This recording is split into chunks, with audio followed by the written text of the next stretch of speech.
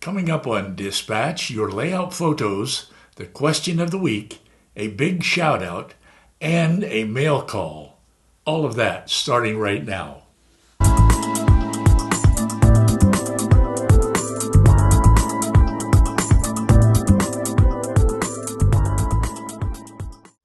You are watching Dispatch, the variety show for model railroaders.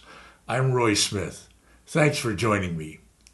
As I said, we have your layout photos, the question of the week, a big shout out, and a mail call coming up on the show.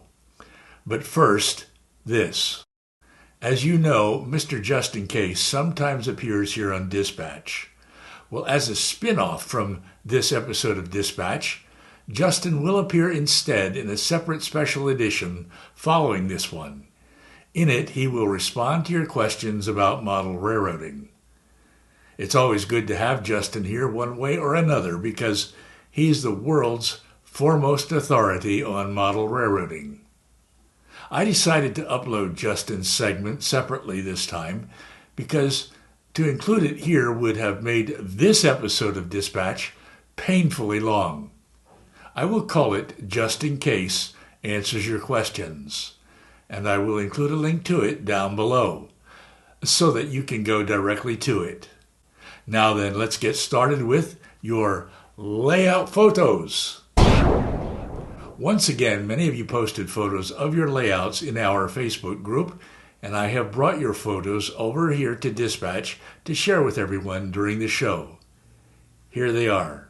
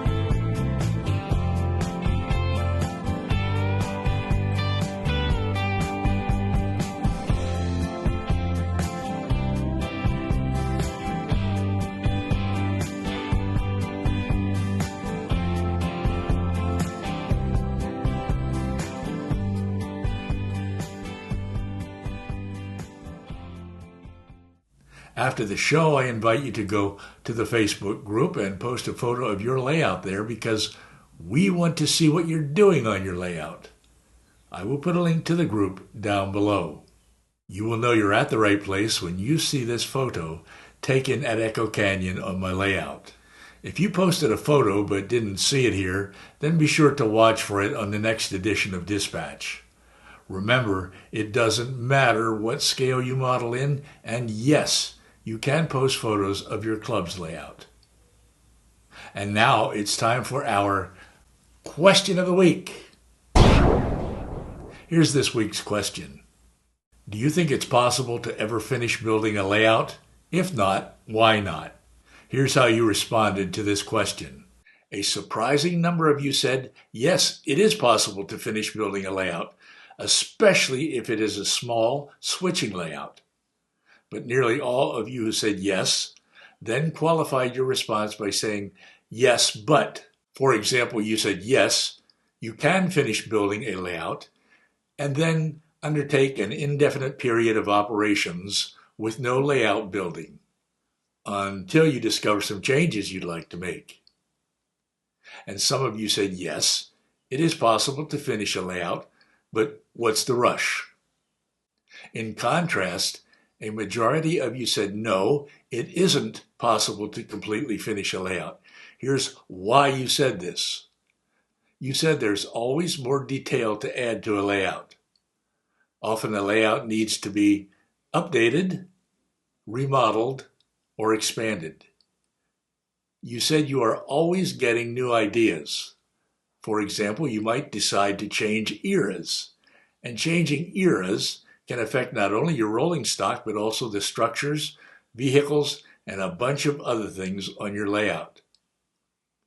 Some of you said you may decide to modify the track arrangement after running trains on your layout for a while. Some of you said that things on the layout do wear out or break and must be replaced. This happens to turnouts, for example. Some of you pointed out that, after all, real railroads are constantly changing. For example, industries served by real railroads come and go.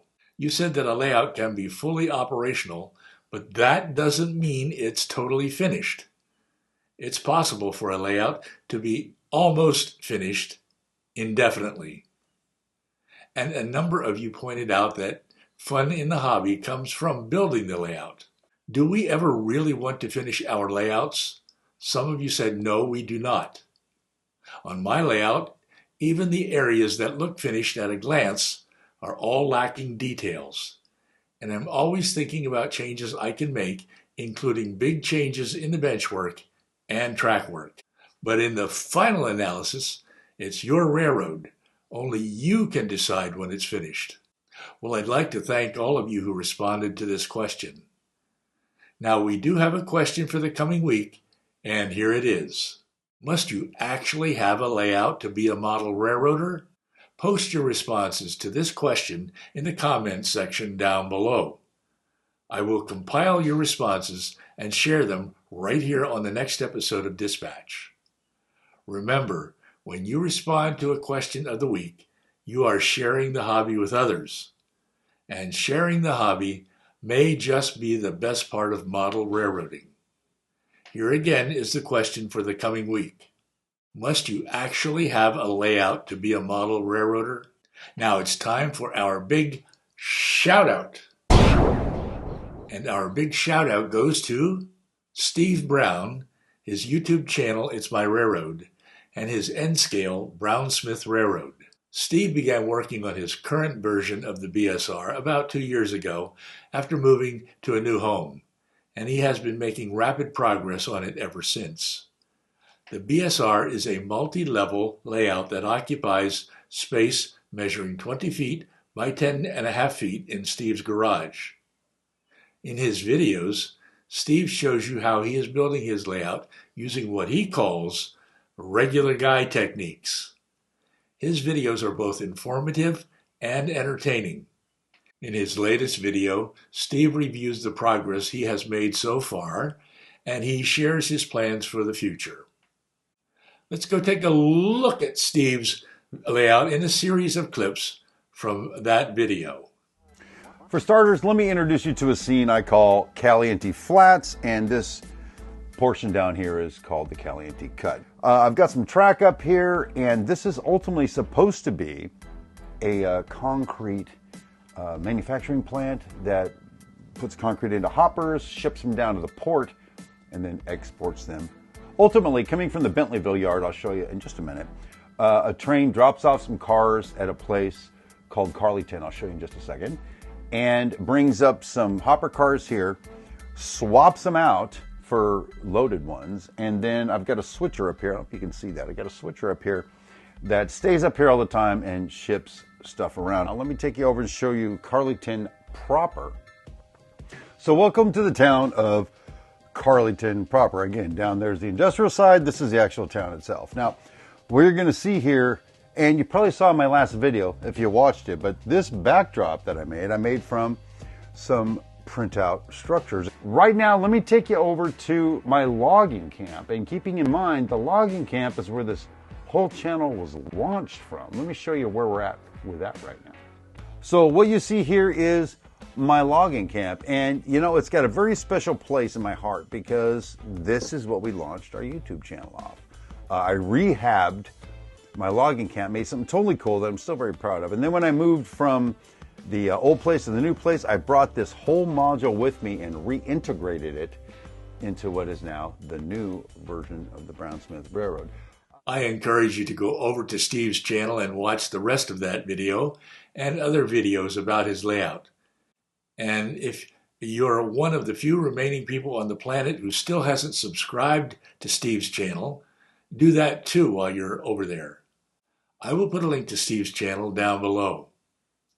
Steve, keep up the good work, my friend.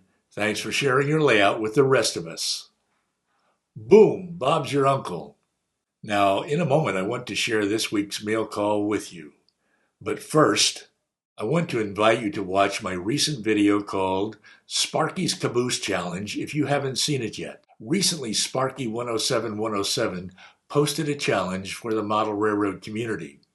In his challenge, he invited us to see how many cabooses we could run on a train on our layouts. I respond to Sparky's challenge in this video. You will see how many cabooses I can run in my train. You will find a link to it down below. Now, a short mail call. As I mentioned on Dispatch the last time, I'm in the process of expanding my fleet of freight cars. I'm expanding my freight car fleet so that in the weeks and months ahead, I can set up and operate formal operations on my layout. Of course, I will take you along with me as I do that. Well, a number of new freight cars arrived this week. They include 4 covered hoppers, 2 gondolas, and 1 bulkhead flat car.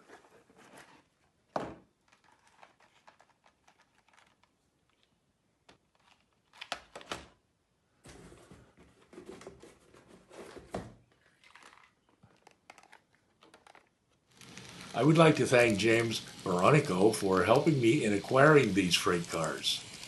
And if you would like to participate in the expansion of my freight car fleet, you can via PayPal. I will put my PayPal link down below. Now, if you liked this video, be sure to hit the thumbs up button. And I want to remind you that there are hundreds of other videos for you to watch right here on this channel. I will include a link to my videos page down below. You can go to that link and browse around, or you can watch these videos over here just by clicking on them. Well, thanks for letting me share the world's greatest hobby with you here on Dispatch. As always, I'm Roy Smith. Until next time, happy railroading.